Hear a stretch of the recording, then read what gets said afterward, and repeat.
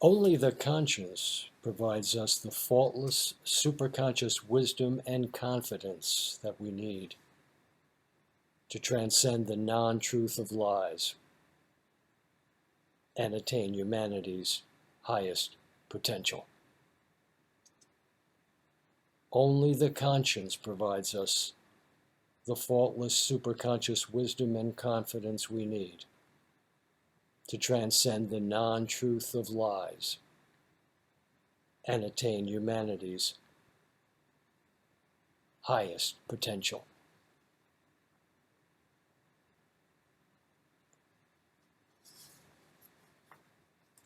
To lie or not to lie? That is the question. The internal dialogue that takes place while we decide whether or not to serve the truth usually sounds like this. If I lie, the outcome I fear will probably just disappear. If I do not lie, the outcome I fear is going to cause me pain. That's how most human beings struggle with the ego's desire for short-term, limited gratification versus the long-term benefit offered by the conscience. It's the age-old conversation between the devil on one shoulder and the angel on the other. But the simple truth is that a lie cannot save us from a painful consequence.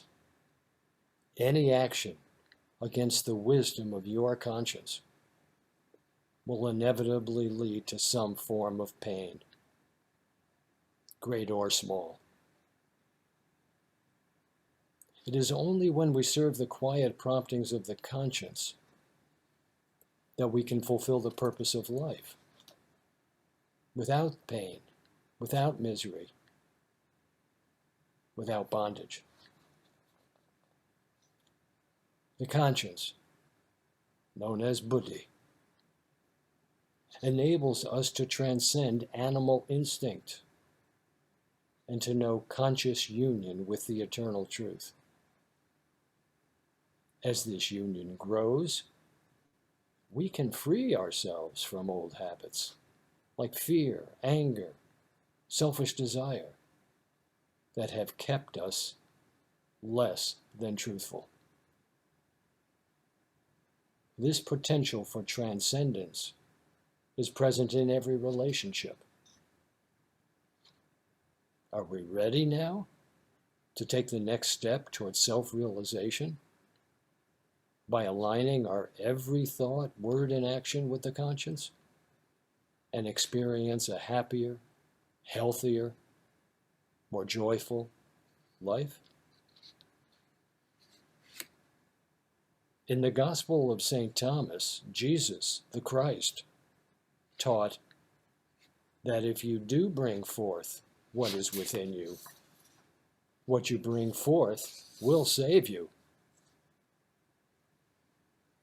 If you do not bring forth what is within you, what you do not bring forth will then destroy you. Yet despite the warnings, human beings seem reluctant to embrace their own salvation. Instead, we have remained content to muddle along, seeking the thrill of victory, while perennially enduring the agony of defeat. In the famous opening words of A Tale of Two Cities, Charles Dickens paints a timeless portrait of the conflict and pain that arise when humanity forsakes the unerring guidance of the truth. Dickens writes, "It was the best of times. It was the worst of times. It was the age of wisdom. It was the age of foolishness. It was the epic of belief. It was the epic of incredulity. It was the season of light. It was the season of darkness. It was the spring of hope. It was the winter of despair. Today, Dickens' words are again profoundly relevant. These too are the best of times and the worst of times. With 21st century technological advancements at our fingertips, it's reasonable to conclude that very few individuals have ever been so blessed as we are today.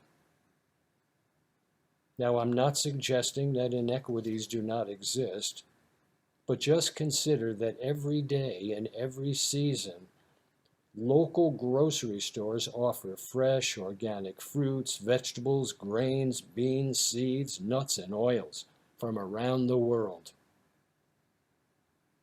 Modern medicine offers new therapies that can diminish pain and extend human life.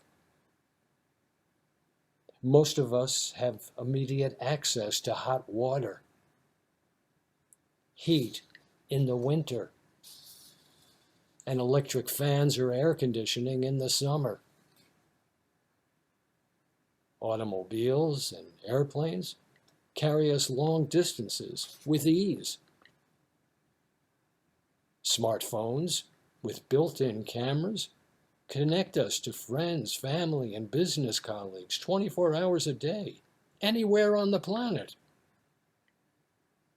In the flash of a keystroke, computers provide each of us access to humanity's collective unconsciousness through the internet to retrieve any kind of practical or trivial information, to watch a movie, or to make one, listen to a song, or record one.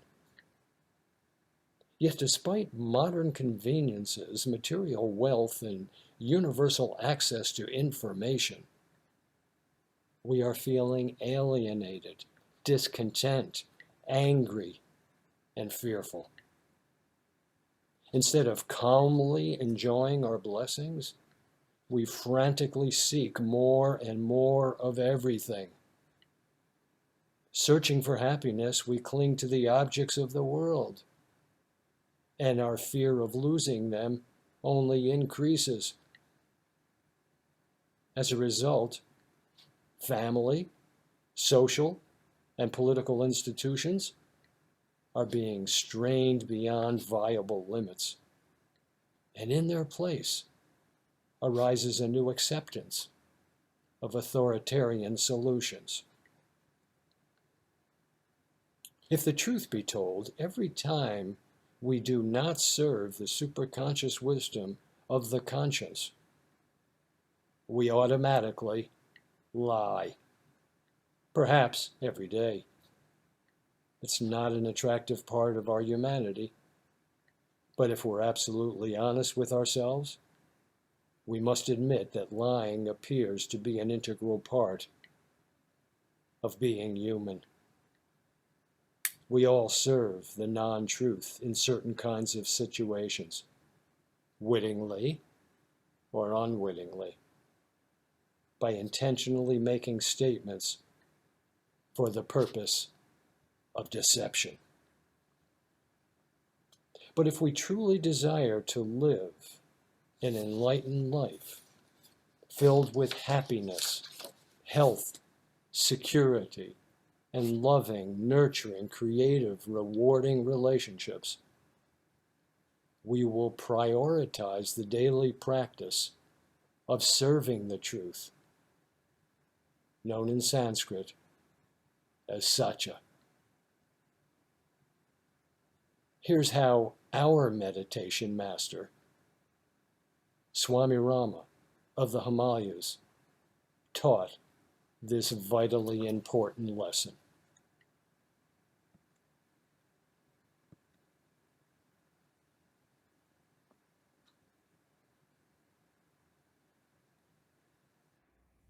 Here, the word love means, what do you do by not doing? You are doing something by not doing. This is the point. You don't have to love somebody and then not understand what it is. No, you don't have to do certain things. Not to harm, not to injure, not to kill. By doing not, you are doing something. The same thing is applied with truth.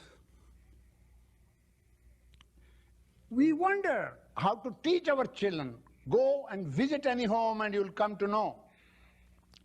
Children are bewildered to know the truth. They don't know how to. They are spanked, they are punished. You see.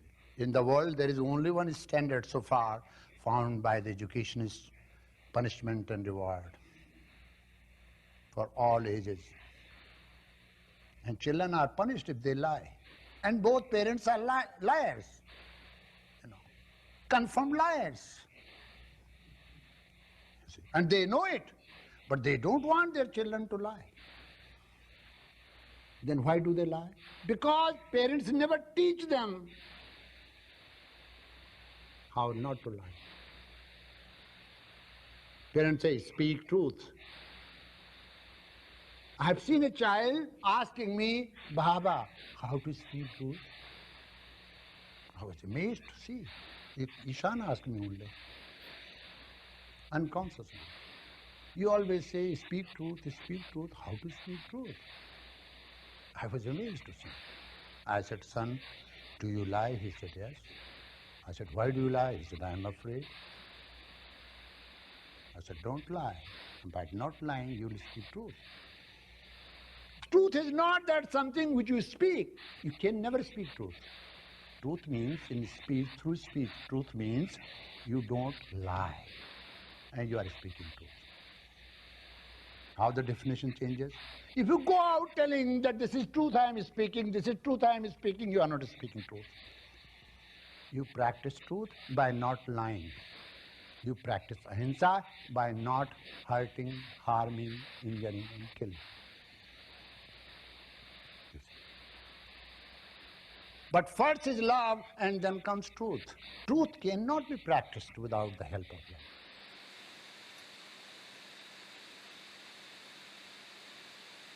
Only the conscience provides us the faultless superconscious wisdom and confidence we need to transcend the non-truth of lies and attain humanity's highest potential.